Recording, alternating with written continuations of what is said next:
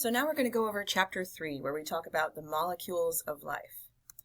When we say molecules of life in this chapter, we're talking about our macromolecules. So these are the organic molecules that are going to carry out all the functions of living organisms. So all of the functions of all the different living organisms boil down to these 4 macromolecules. We've got lipids, proteins, nucleic acids, and carbohydrates. When we say macromolecules, it's just a way of saying bigger molecules. So we've got a lot of small molecules, but these ones are often really long chains of smaller pieces that are held together by chemical bonds. So again, our 4 types of macromolecules are proteins, nucleic acids, carbohydrates, and lipids. All of those different kinds of macromolecules can be broken down into single building blocks. We call those monomers. The assembled chain of monomers is going to be known as polymers. So the individual building blocks of each of our macromolecules is a monomer, and once we've linked those individual monomers together with chemical bonds, we call them polymers. I've got a video that's going to help kind of make this make more sense. We've got some good visuals here that are going to help as well, so let's watch this video.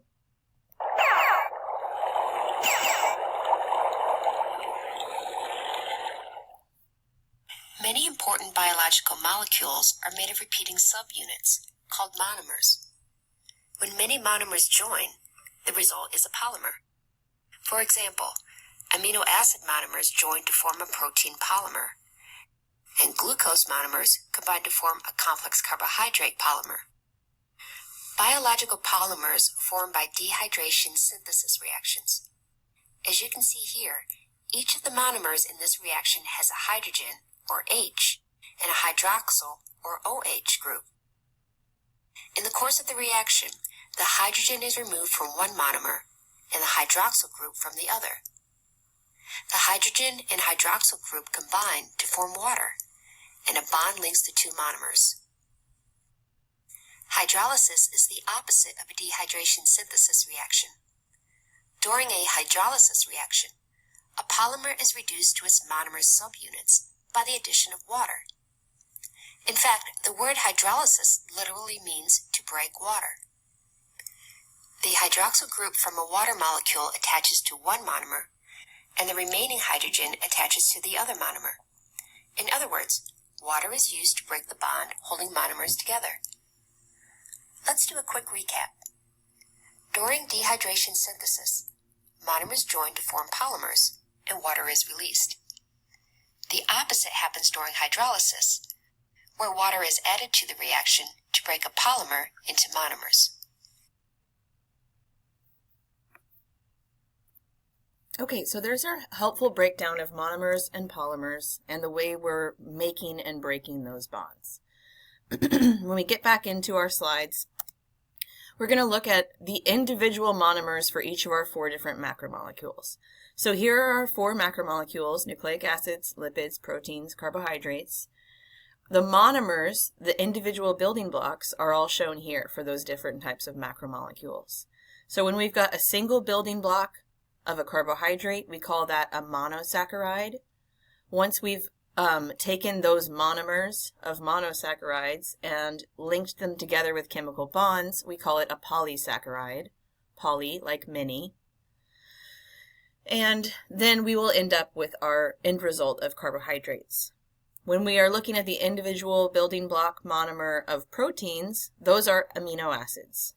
Once we've got multiple amino acids held together with chemical bonds, we call that strand a polypeptide.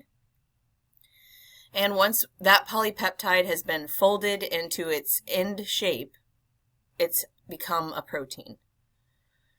When we look at the individual monomer building block for a lipid, that would be the combination of fatty acids and glycerol. Once we have linked those together with chemical bonds, we have our lipid. And the individual monomer building block of a nucleic acid is what we call a nucleotide. Once we've linked those nucleotides together with chemical bonds, we have our polymer, which is nucleic acid.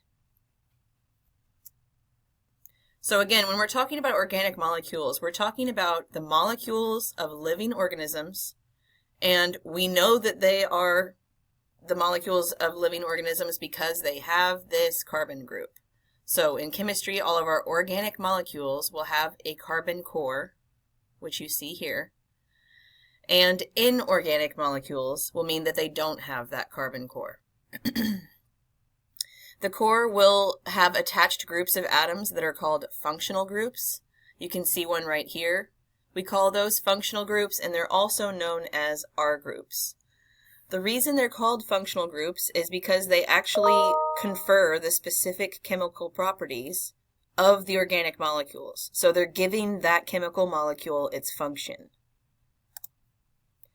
These are our 5 principal functional groups. So I'm not asking that you guys remember these 5 functional groups, but it's important to see them and understand the association of chemical composition that includes this functional group. A hydroxyl functional group is going to end up being a carbohydrate.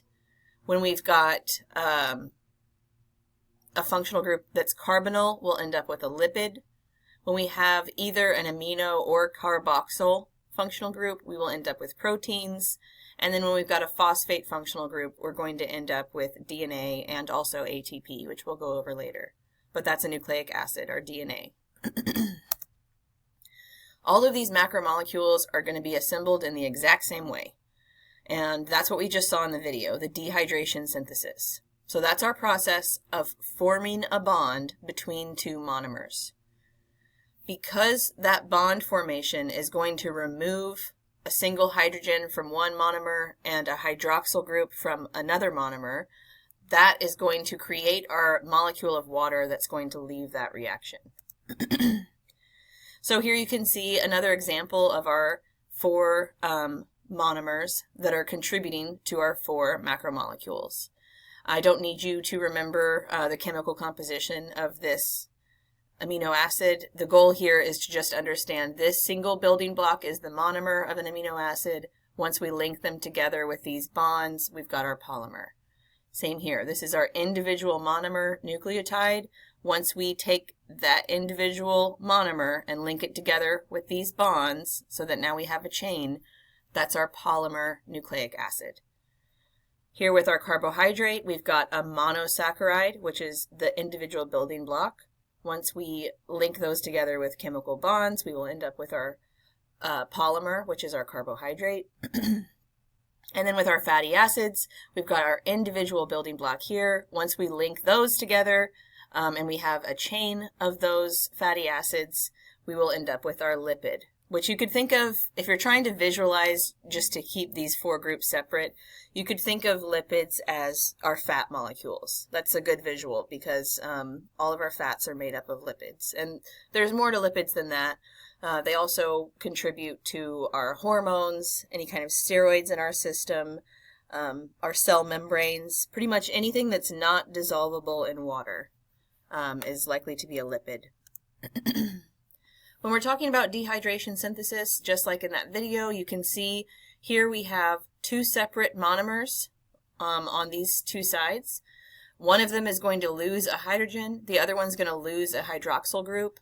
That will mean we have water leaving this reaction, and as a result, this bond can be formed. Because the charge on this side of this molecule was satiated by the electrons associated to this hydrogen, and same over here. So no bond was going to happen because the needs were already met at the end of this monomer. But once we remove those, now we have an affinity towards each other, so we can create this bond. So if water is leaving a chemical reaction so a bond can be made, that's dehydration synthesis. And that word makes sense if you think about it. Water is leaving, so we have less water, like when we're dehydrated. And when we look at the word synthesis, that just means we're making something. If you're synthesizing something, you're making something. And in this case, we're making a bond. The opposite side of that is hydrolysis. This is when we're trying to break a bond by adding water. So anytime we're adding water to break the covalent bond between those monomers, that's hydrolysis. And just like the video said, you could think of it as breaking water. Lysis, when you lyse something, you're breaking it or opening it.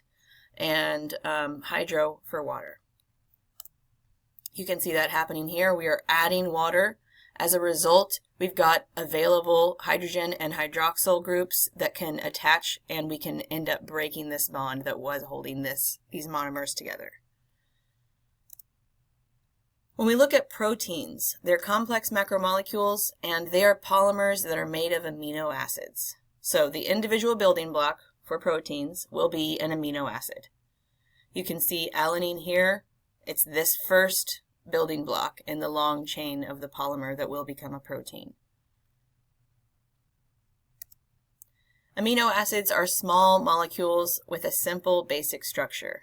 So they all have a carbon atom that's going to have these same three groups attached to it. They're all going to have an amino group, a carboxyl group, and a functional group, also known as the R group. The functional group is what's giving that amino acid its actual chemical identity. So the functional group changing is what's going to determine which of the 20 amino acids that specific amino acid is. It's pretty amazing because the amino acids are the instructions for our proteins, which we need for all of our cellular function. But there are really only 20 different types of amino acids in existence. The difference in the combination, or the order, the sequence of those amino acids is what's going to determine all of the different various proteins we can have. But they're still all going to be made of the same 20 components, the same 20 amino acids.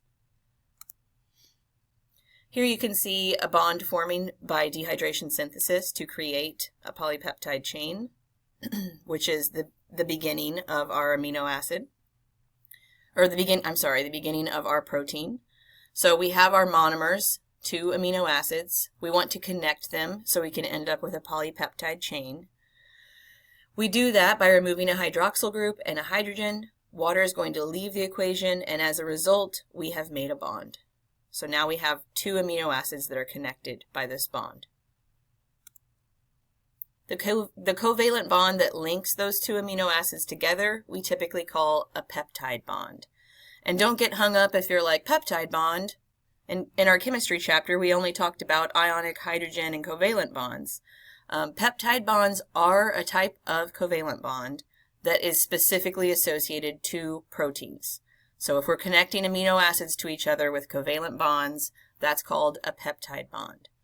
And that's why we call our assembled polymers that will become proteins polypeptides, because poly for many, peptides, that's referring to our peptide bonds that are connecting our amino acids. So some of you might be thinking, why do we say polypeptide and protein as if they're different? The difference is our polypeptide is referring to the chain of amino acids we've connected with chemical bonds, but we don't consider that chain a protein until it's been perfectly folded in the right shape for a specific function. After that folding has taken place, we'll refer to it as a protein. Here you can see the formation of a peptide bond. We've got the same process again. 2 monomers, one's going to lose a hydroxyl, one's going to lose a hydrogen. That's going to mean water is leaving this equation, and as a result, we have the formation of this new bond that is connecting our monomers, which are, in this case, amino acids. Protein structure is complex. So, like we just said, the order of those amino acids, whatever order we put them in, is going to form the polypeptide, and the sequence of those amino acids is going to affect how that protein ends up folding. The way that a polypeptide folds to form that protein is going to determine the protein's function. And some of our proteins are comprised of more than one polypeptide. So when we're looking at the structure of protein, we've got these 4 levels. The first level is our primary structure, which is going to determine everything else. The second is our secondary structure, tertiary structure, like 3, and quaternary structure, like 4. When we're talking about our primary structure, that's only referring to the sequence of the amino acids in our polypeptide chain. So whatever order these amino acids are in, that's our primary structure.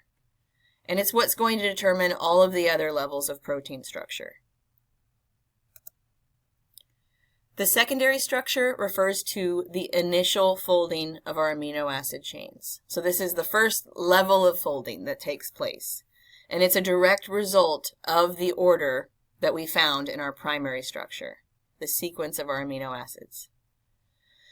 So this folding is going to occur because of the regions of that polypeptide that are nonpolar, which are being forced together. So basically we've got some nonpolar sections. As a result, we're going to end up with hydrogen bonds between them that's going to result in these specific shapes. A lot of the times we see these beta pleated sheets. That's what we refer to when we see this kind of shape take place. And then there's also a common shape of this alpha helix. So that's still a result of the nonpolar areas based on the sequence of amino acids. When we look at our tertiary structure, this is still in reference to the folding, but this is about all of the different twists and turns and folds that result in our final polypeptide folding. So for the entire chain, what is the end result shape? And that's our tertiary structure. You can see here's an example of our secondary structure being shown within that molecule. That's that previous level of structure that we're talking about. But when we're talking about tertiary structure, we're including all of the different segments and the different secondary structures in that protein. And that's going to be our tertiary structure. This is also a result of polarity differences in different regions of the polypeptide. So we've got some areas that are polar and some areas that are nonpolar. The different sequence and differences in that polarity is going to result in our shape. So it seems like this is the entire polypeptide folded perfectly into a shape. So what could possibly be a next level of structure for protein? It looks pretty finished. Except we have to remember that some proteins combine multiple polypeptides. So this is one polypeptide that was perfectly folded into its final form, that tertiary structure. And it has bound to these other polypeptides that were perfectly folded into their final form, their final shape, their tertiary structure. Once we put all those different polypeptides together into one molecule for one purpose, that's what we refer to as the quaternary structure. So not every protein is going to have a quaternary structure because some of them are just composed of one single polypeptide. But once you've combined more than one polypeptide, now we're having a quaternary structure. When we talk about changes to an environment that can make a protein to where it's no longer useful, we're talking about denaturing that protein. And this is causing the protein to basically unfold. So this can happen with increased temperature, also lower pH, so more acidic pH can affect hydrogen bonding, which is going to affect the way that these proteins are folded. So a denatured protein is a protein that's been made inactive by unfolding as a result usually of increased temperature or low pH. Here you can see that happening.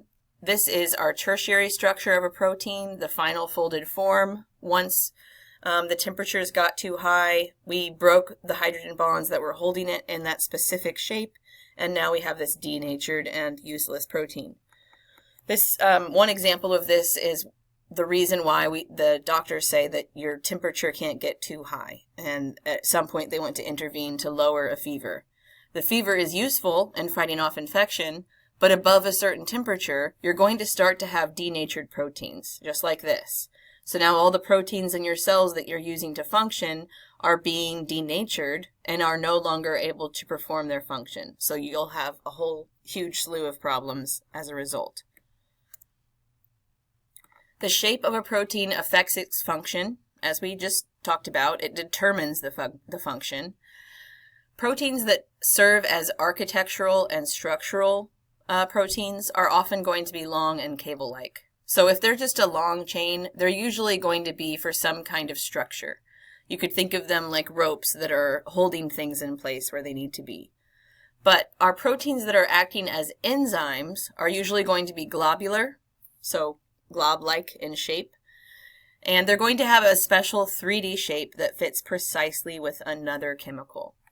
And this is really the first time we're introducing the word enzymes. So I want to make it clear what the function of an enzyme is, because they're extremely useful for all of life on Earth. But enzymes are usually proteins, and their main goal is to help chemical reactions happen faster and more efficiently. They're a very specific shape that fit together with other components like puzzle pieces, and they hold different things that need to be combined so close together that a chemical reaction can proceed way more easily than if those things were just floating around in space. Because now they're held right next to each other and they're ready to proceed with a chemical reaction. So almost all of our enzymes are made of proteins, and we need enzymes for pretty much all of our biological processes. Here you can see an image, a really zoomed in image, microscopic image of an enzyme, which is a protein.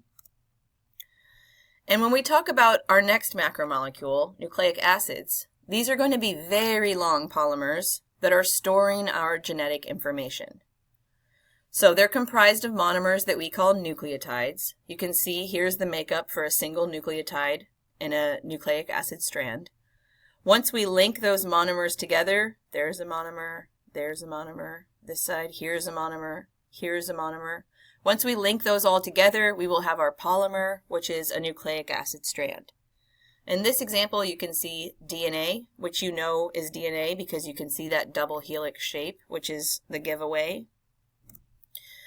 Each nucleotide is going to have 3 parts to it. They're all going to be composed of a 5-carbon sugar, a phosphate group, and an organic nitrogen-containing base.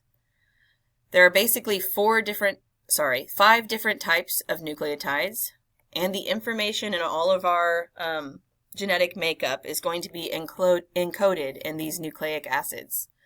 Again, that's determined by the sequence of the individual monomers. So the order of the nucleotides that are placed in a strand is going to determine what their use is. Here you can see our individual nucleotide again. We've got our phosphate group, the sugar, and the nitrogenous base, which is where the actual binding takes place between nitrogenous bases. Here are our 5 nitrogenous bases. Whatever you need to do to remember these 5, you could write them on a Post-it note and put them in your shower so that every time you're in there you can look at these and you will eventually remember them. But whatever you need to do to remember them, please do. You're going to need to know that throughout the rest of the semester. So our nitrogenous bases are adenine, guanine, cytosine, and thymine in DNA. So DNA has these 4 nitrogenous bases. When we're talking about our other kind of nucleic acid, which is called RNA, we replace one of the nucleotides with a different nucleotide, and that's uracil. So uracil is only present in RNA. It replaces thymine. When we talk about those 2 kinds of nucleic acids, it's DNA, which has the D because of the sugar that's involved in it, which is deoxyribose. And that's where we get the name deoxyribonucleic acid, from that deoxyribose sugar. When we look at RNA, it's called a ribonucleic acid, and that's as a result of the sugar as well. So ribose is the sugar in this kind of nucleic acid, and that's where we get ribonucleic acid. RNA is very similar to DNA, except that it will use uracil as the nucleotide that replaces thymine. Also, it's comprised of just one single strand. So even though we have that double helix in DNA, a double strand, RNA is only going to have a single strand. And as we just said, it's going to have a ribose sugar instead of a deoxyribose sugar. Here you can see those side by side. So here we have our DNA. You can see our adenine is always pairing to thymine. Here it is again, adenine pairing to thymine. Our guanine is always going to pair with cytosine. Here it is again, cytosine and guanine. And when we have a RNA strand, you can see we've still got adenine, cytosine, and guanine, but what was thymine has been replaced with the nucleotide uracil. The structure of DNA is a double helix, and that's because of the pairing that takes place. So there are only two base pairs possible in DNA. Adenine will always pair with thymine. Cytosine will always pair with guanine. The bonds that hold together these base pairs to create our double helix are hydrogen bonds. You can see them here. And when we say a sugar phosphate backbone gives support, this is what we're referring to over here on the side. So just like our spine gives us support and holds us up and erect, this sugar phosphate backbone gives DNA its structure so that it can be wound in this shape. And you can see there's the phosphate, there's the sugar, there's the phosphate, there's the sugar. That's what our structure is coming from. That's what's holding our nucleotide nitrogenous bases in place so they can pair together. Another thing I want to point out is the hydrogen bonds, the number of the hydrogen bonds between these pairs. So you'll notice that adenine and thymine always have two hydrogen bonds that are holding them together. Cytosine and guanine always have three hydrogen bonds that are holding them together. So if you were given a question where you were trying to determine which nitrogenous bases you were looking at, and these were unlabeled with no C's and G's or A's or T's, you would know that this has to be thymine and adenine because you see those two hydrogen bonds. Just like here, you would know this has to be a pairing between cytosine and guanine because you see these three hydrogen bonds. It always has that same structure. This is a hint that one of my previous students gave me. I didn't really have a good tip for remembering these. I just kind of repeated it to myself until I remembered the nitrogenous bases. But if you're trying to remember which ones pair together or go together, you could remember this. Apples grow in trees, so A binds with T. That's the association to remember it. And then to remember cytosine binds with guanine, you could think of cars in the garage. Also, the reason I put two apples in this picture is to represent those two hydrogen bonds between adenine and thymine. And the reason I put three cars in the garage is to represent those three hydrogen bonds between cytosine and guanine. The structure of DNA is what helps it to function. Those hydrogen bonds of the base pairs can be broken. And when that happens, we're able to unzip the DNA from that double helix formation.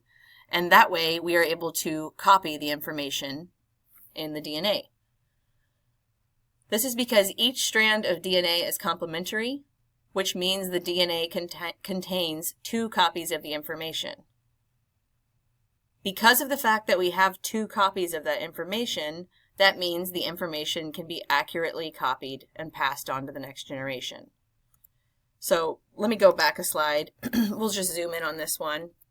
What we mean when we're saying unzipping is we're breaking these hydrogen bonds. So we're virtually, like you could imagine a zipper, we're unzipping, we are opening up these hydrogen bonds. So now this nucleotide will not be paired anymore. It will just be open and exposed. When we say we have two copies of the same information, it's because this strand holds all of the same information as this strand because they're complementary. So we have the same sequence that we're going to end up with if we pair blanks on this side, and then if we pair blanks on this side. It's going to be the same information because guanine can only pair with cytosine. So if we pull this G off and now it's available to bind, the only thing that's going to bind to it is cytosine. If we pull this side of the strand open and leave this C exposed, this cytosine exposed, the only thing it can bind to is guanine. So we're still going to end up with the same sequence no matter which side of this strand we're copying. We have the same information about our sequence. Sorry about that. Zoomed down a little too far. So that's it for our nucleic acids. When we move on to carbohydrates, these are used for energy, and they're also sometimes used as structural molecules. You can tell them apart because carbohydrates are going to be any molecule that contains carbon, hydrogen, and oxygen in a 1:2:1 ratio. When we talk about our carbohydrates, we have simple carbohydrates and complex carbohydrates. Our simple carbohydrates are going to be made up of just one monomer or maybe two monomers. So they're simple. It's just one or two individual building blocks. And our complex carbohydrates are going to be our longer polymers, where you can see this is one monomer, This is one. They're held together by these bonds. Once we get a long string of those that's more than 3, we call it a complex carbohydrate. So these are the longer polymers. Our simple carbohydrates are going to be very small because they're just that single monomer or maybe 2. If there's only one monomer in it, we call that a monosaccharide. An example of that is the sugar glucose. So glucose is very simple. It just has a single monomer making it up. Disaccharides are going to consist of at least 2 monosaccharides. So if we've got one bond holding 2 monomers together and it's a carbohydrate, we call that a disaccharide. One example of this is the sugar sucrose because it's made by creating a bond between glucose and fructose. When we get even more complex, we have much longer polymer chains, and that is because they contain many CH bonds. That's why these carbohydrates are good for storing energy. So the same reason that people that are going to the gym talk about carb loading, you're trying to provide these CH bonds in the food that you're eating, the complex carbohydrates, so that you have more CH bonds to break for energy. Because that's how we get energy, by breaking bonds down. So we're providing food that has a lot of CH bonds, which means they're really good for storing energy. And once we're working out and using our muscles, we can break those CH bonds to get more energy to use. These bond types are the ones most often broken by organisms to obtain energy. We call these long chains with multiple monomers, more than 2 monomers. We call them polysaccharides. So this saccharide is just referring to carbohydrates. That word is unique to carbohydrates. Monosaccharide, just 1 monomer. Disaccharide has 2. Polysaccharide is going to have more than 2. Also, plants and animals can store energy in these polysaccharide chains formed from glucose. Plants are going to form starch to store energy, and animals will form glycogen. Some of our polysaccharides are also going to serve structural functions, and they can be resistant to digestion by enzymes. So one great example of that is cellulose, which is found in the cell walls of plants. So that's basically the reason that leafy greens are so good for our digestive system, because they cannot easily be broken down by our digestion enzymes. And that means a lot of the gunk that we eat that gets kind of glue-like along the sides of our intestines and is not good for us. It causes less functioning system. We have this kind of blockage we're not supposed to have. If we eat leafy greens, the reason that they're helping our digestive system is because of this cellulose. The cellulose is not there for us to benefit. It just happens to benefit us. It's really there to provide structure to the cell walls of plants so that plants can stand erect, so that they can withstand the wind when it blows. That's what gives plants their structure, is the cellulose. But because cellulose is resistant to digestion enzymes, that means it's not going to just be dissolved once it hits our stomach acid.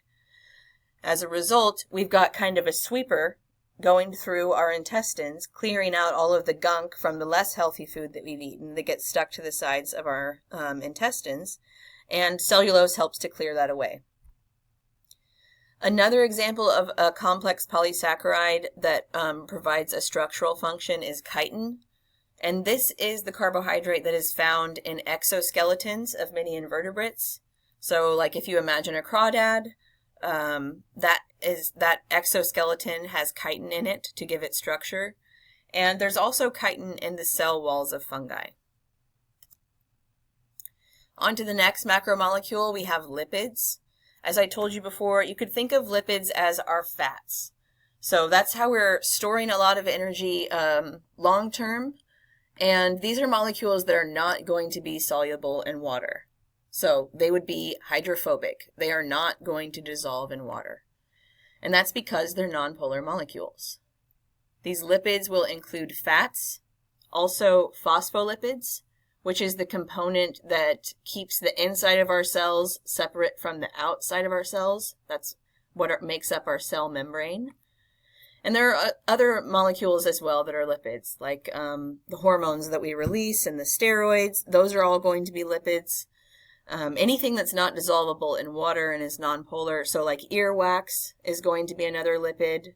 Also the pigment that results in our eye color, hair color, the pigment that's in our skin, those are non-dissolvable, nonpolar lipids that are giving us that pigment. When we look at the individual building block, we've got this fatty acid. Once we link multiple fatty acids together, we're going to end up with our lipid. So as we said, fats are used for long-term energy storage. They typically have 2 subunits. And by typically, I mean always. So all of our fats are going to be made up of fatty acids and glycerol. The fatty acids are going to be the long chains of C and H atoms. And then the glycerol is going to contain that backbone, which is 3 carbons, and that's what the fatty acids are going to be able to attach to, that carbon backbone. In nucleic acids, we had a phosphate carbon backbone, and now in lipids, we have this carbon backbone that we're referring to, glycerol. So our fatty acids will have different chemical properties, and that's just going to depend on the number of hydrogens that are attached to our chain of carbons. Here you can see a saturated fat and an unsaturated fat. You've probably heard those words when we're talking about diets, of how you want to avoid a lot of saturated fats. And the main reason for that is because of the way we process them. And that's a result of the fact that they're saturated fats because every single spot where a hydrogen could be bound to a carbon, there is one. That's what we mean by saturated. There's no opening where another thing could possibly have bound there. And as a result, they're going to be harder to break down and to process. When we look at an unsaturated fat, we look at what we can see here is this opening. So we know immediately by looking at this string that this is an unsaturated fat because there are openings where hydrogens could have been, but instead of us having hydrogens there, we have this double bond between these carbons. So that's what makes this an unsaturated fat. It does not have the maximum number of hydrogens attached. When we're talking about the cell membrane, the part that keeps the inside of the cell separate from the outside of the cell, the main component that makes it up is called phospholipids. And these are lipids that will make up the 2 layers of the membrane that separate the inside of the cell from the outside of the cell. Now, mixed in with those phospholipids in our cell membrane, we also have cholesterol, which is another lipid. It is embedded within the membrane, and the reason it's there is to act as a stabilizer. So this gives our cell membrane the right fluidity. If there was the wrong amount of cholesterol, it could become too rigid. The structure of the cell membrane could become too rigid. And if we had low temperatures and not enough cholesterol, there's a possibility that we could have a cell membrane that is too fluid at higher temperatures. So to keep the balance of the right rigidity, not too rigid, not too fluid, we have cholesterol scattered throughout our cell membrane. And as we mentioned before, our other lipids that we use in all of our biological function would be things like oils, steroids, so hormones like progesterone, any kind of rubber, earwax, or different waxes from different organisms, and then again, pigments. Those are all examples of nonpolar molecules called lipids. Here you can see an example of our phospholipid bilayer. So each individual unit that's here that you can see with a head and 2 tails, that's a single phospholipid. And when we put them all together into a layer, here's our first layer facing the inside, and then there's our second layer facing the outside of the cell. You can also see our cholesterol scattered throughout this cell. It's providing that structure so that our cell membrane is not too fluid and not too rigid. That's all for chapter 3, but do keep in mind that there is a video on protein structure in Canvas that would be very useful for you to go over. I also posted that video from the beginning of this lecture that differentiates hydrolysis from dehydration synthesis. If you'd like to give that a rewatch, you're welcome to.